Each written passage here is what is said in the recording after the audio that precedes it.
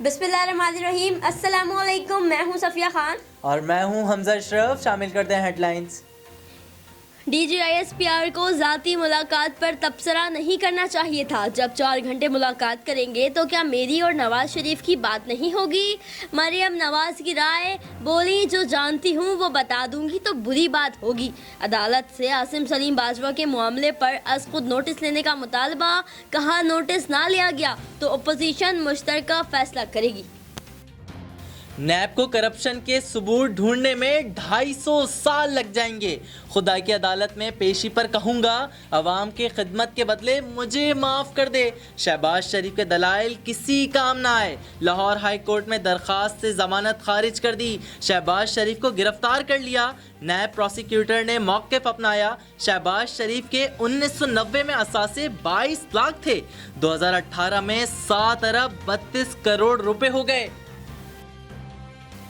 Peoples party ने अंदरून सिंध की जमात कराची को नजरअंदाज किया। नून लीग सेंट्रल पंजाब की पार्टी सारा फंड लाहौर पर लगाया। वजीर आज़म इमरान खान ने कई इलाकों के पीछे जाने की वजह बता दी। मोहम्मद में तरक्याती मंसूबे की इफ्तिताही तकरीब से खिताब में बोले, हम कमजोर इलाकों को ऊपर लाना चाहते हैं, मुल्क को फलाही रियासत बनाना चाहते हैं।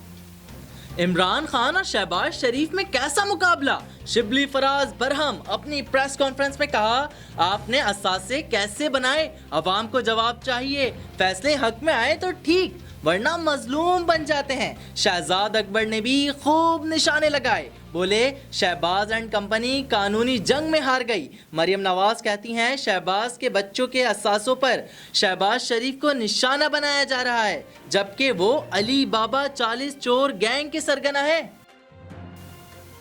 अफगानिस्तान में क़याम अमन और पाक अफगान ताल्लुकात मजबूत बनाने का मिशन। अफगान मफाहमती कौंसिल का वफ्द पाकिस्तान में मौजूद। शाह महमूद कुरैशी ने कहा, पाकिस्तान खुलूस नियत से मुसालिहाना किरदार अदा कर रहा है। डॉक्टर अब्दुल्ला ने क़याम अमन के लिए पाकिस्तान की काविशों को सराहा।